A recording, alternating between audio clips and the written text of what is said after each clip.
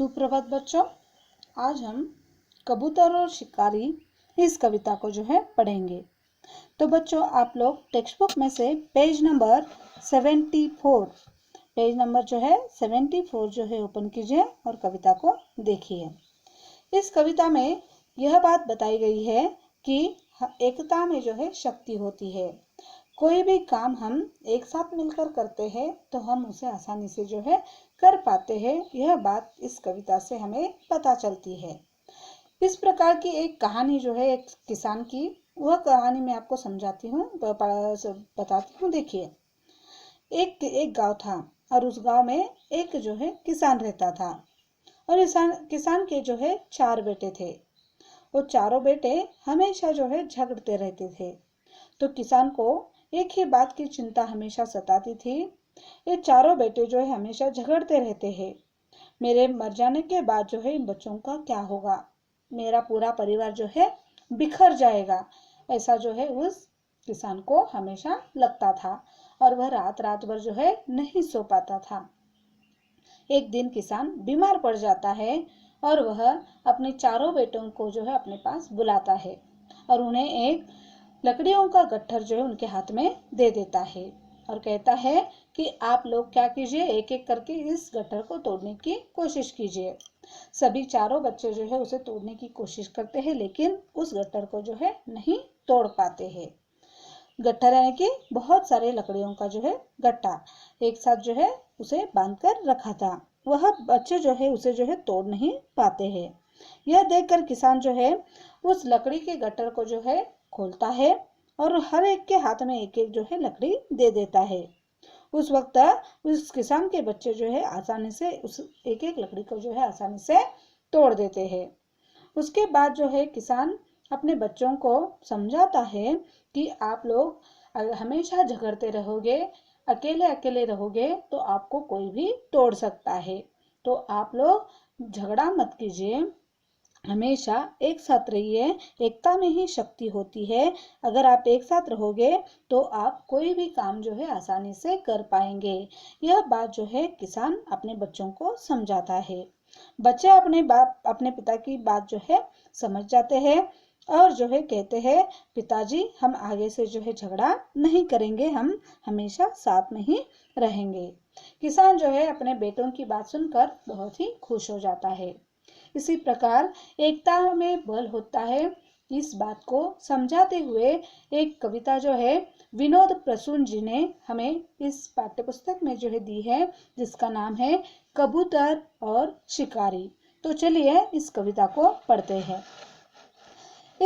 अभी बच्चों सभी लोग पेज नंबर 75 ओपन कीजिए और देखिए, मैं यहाँ पर कविता पढ़कर उसका अर्थ बताती हूँ। एक शिकारी ने बरगद के शिकारे जाल बिछाया था। जल्दी जल्दी उस पर उसने कुछ दाना बिखराया था। अब देखिए यहाँ पर शिकारी वह शिकारी यानी कौन पता है आपको? पशु पक्षियों को मारने वाला। और उसी प्रकार एक बड़ा बरगद का पेड़ था और उस बरगद के पेड़ पर बहुत सारे कबूतर बैठे थे। यह देखकर एक शिकारी उस बरगद के पेड़ के नीचे आ जाता है और वह उस बरगद के पेड़ के नीचे उन कबूतरों को पकड़ने के लिए जाल बिछा देता है और उस जाल पर कुछ दाने यानी कि कुछ उन पक्षियों को खाने के लिए कुछ दाने उस जाल पर बिखरा देता है, ताकि वह कबूतर उस दानों को खाने के लिए आ जाए और वह उनको पकड़ सके। लेकिन और क्या हो जाता है, देखिए आगे। झाड़ी की ले ओट छिपा वह देख कबूतर हर्षाया, बरगद नीचे दाने देखे मुखिया के मन शक आया। अभी देखिए, वह शिकारी क्या करता है कि पेड़ के नीचे जाल बिछाता है, उस पर कुछ दाने फेंकता है और एक झाड़ी यानी कि पेड़ के नीचे जाकर वह छिप जाता है और इतने सारे कबूतरों को देखकर वह हर्षाया यानी कि खुश हो जाता है कि मुझे आज इतने सारे कबूतर मेरे जाल में फंस जाएंगे। यह सोचकर वह खुश हो जाता है।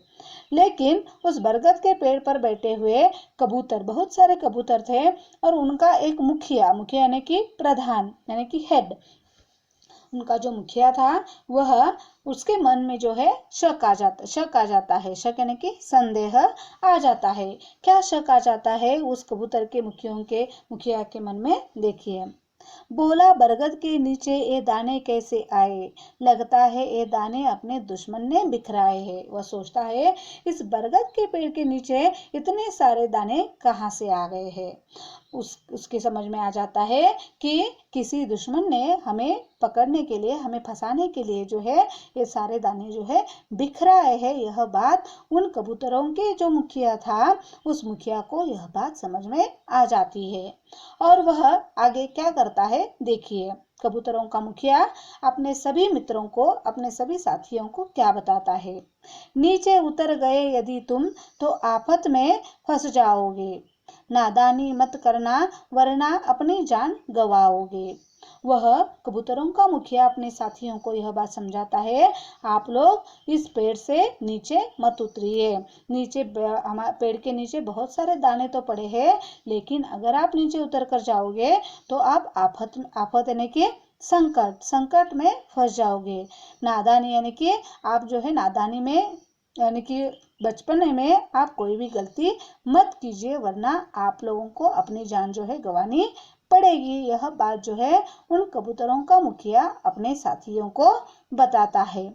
अब देखिए, वह कबूतर सभी अपने मुखिया की बात जो है मानते हैं या नहीं, वह अगले पन्ने पर दिया है। देखिए, तो सभी लोग अपना पेज नंबर जो है 76 ओपन कीजिए और आगे की कविता को देखिए।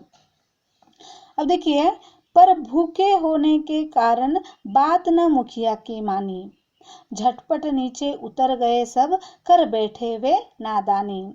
वे सारे कबूतर जो है बहुत ही भूखे थे और वह सारे कबूतर अपने मुखिया की बात जो है वह नहीं मानते हैं। भूख लगने की वजह से उन बरगद के पेड़ के नीचे बिखरे हुए दाने जो है देखकर उनके मुंह में पानी आ जाता है और झट से जो है वह सारे कबूतर नीचे उतर जाते हैं और दाने खाने लगते हैं। वह बचपने में एक गलती कर बैठते हैं और आगे क्या होता है, देखिए। जो ही उतरे त्यों ही उनको फंसने का आभास हुआ।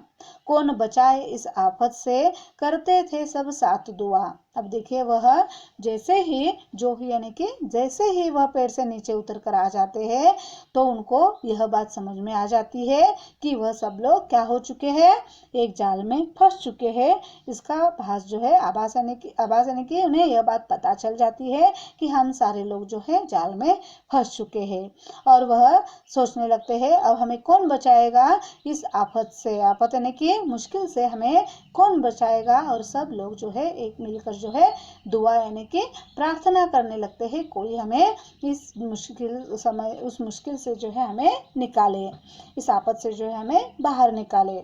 तो देखिए आगे क्या हो जाता है।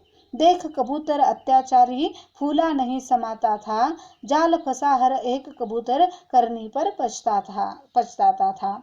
अब देखिए, जिस वक्त वह शिकारी देखता है कि इतने सारे कबूतर जो है अब मेरे जाल में फंस चुके हैं, अत्याचार यानी कि अत्याचार करने वाला। अभी देखिए, वह जो है कबूतरों को देखता है और वह खुश हो जाता है कि मुझे आज इतने सारे जो है शिकार जो है मिल चुके हैं। यह देखकर वह खुश हो जाता है।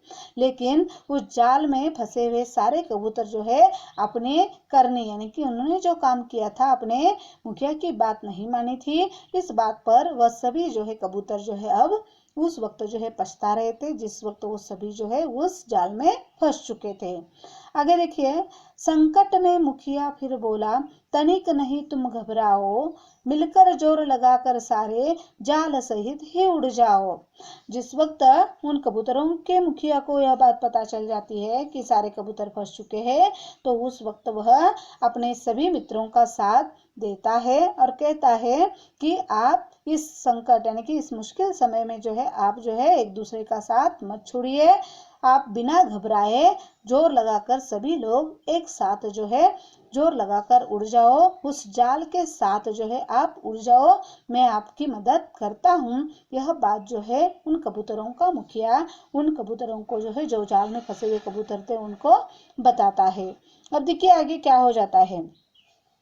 लेकर जाल उड़े सब अंबर, देख शिकारी चकराया, यह कैसे संभव है बोला समझ नहीं पर कुछ पाया।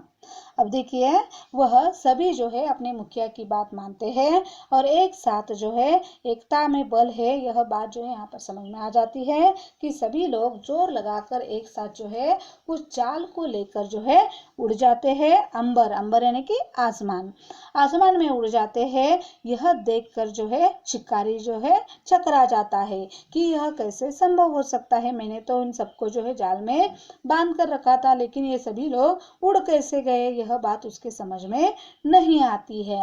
अब देखिए आगे क्या हो जाता है। मुखिया उनको लेकर अपने मित्र चूहे के पास गया, जिसने पहने दांतों से वह जाल फटाफट काट दिया। अब देखिए वो मुखिया जो है उन सभी कबूतरों को लेकर वो कहाँ पर पहुंच जाता है, उस अपने मित्र के चूहे के पास जो है पहुंच जाता है। और आपको पता ही है चूहे के दांत जो है बहुत ही पैने होते हैं और वह क्या करता है, चूहा जो है तुरंत ही उस जाल को अपने दांतों से जो है फटाफट जो है काट देता है। और आगे क्या होता है देखिए।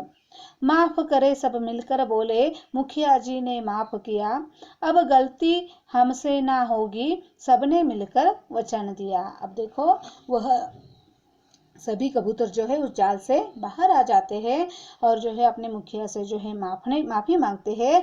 क्यों माफी मांगते हैं, क्योंकि वो सारे कबूतर अपने मुखिया की बात जो है नहीं मान रहे थे, जिसकी वजह से वो बड़ी मुश्किल में जो है फंस चुके थे, जिसकी वजह से वह अपने मुखिया से जो है वह माफी मांगते हैं और कहते हैं हमसे गलती हो गई, हमने आपकी बात नहीं मानी। और बाद में वह कहते हैं इसके आगे हम ध्यान रखेंगे कि आप जैसा कहेंगे वैसा ही हम करेंगे। यह सब जो है मिलकर जो है उस अपने मुखिया को वचन देते हैं। तो बच्चों आगे कवि अंत में हमें कौन क्या बात बता रहे देखिए। बच्चों तुमने कविता पढ़ ली, सीख जरा अब बतलाओ, पहले सोचो फिर जो समझो, एक दूजे को समझाओ। यहाँ पर कवि अंत में बताते हैं बच्चों आपने जो है इस कविता को पढ़ा है और इस कविता से हमें क्या सीख मिलती है कि हमें यह सीख मिलती है कि एकता में शक्ति होती है, सभी लोग एक साथ मिलकर रहो और यह बात आप खुद समझो और एक दूसरे को भी समझाओ, अपने मित्रों को भी इस बात को समझाओ कि एकता में शक्ति होती है। अगर एक साथ मिलकर हम कोई भी काम करेंगे तो वह काम जो है हम आसानी से कर पाएंगे। इस बात को आप एक दूसरे को समझाओ, यह बात जो है कवि अंत में यहाँ पर बताते हैं। तो बच्चों इस कविता के कठिन शब्द में आपको गूगल क्लासरूम में भेजती हूँ शब्दार्थ, श्रुतलेख और इस कविता के प्रश्नोत्तर। तो बच्चों आप लोग जो है शब्दार्थ जो है वह टेक्स्ट बुक में जो है कठिन शब्दों के अर्थ के नीचे अंडरलाइन करके जो है आप उसके नीचे ही उसका अर्थ जो है टेक्स्ट बुक में ही लिखिए। शब्दार्थ जो है वह क्वेश्चन आंसर बुक में लिखिए और जो क्वेश्चन आंसर दिए हैं मैंने 4 या 5 उन्हें भी जो है अपने नोटबुक में जो है लिखिए। धन्यवाद।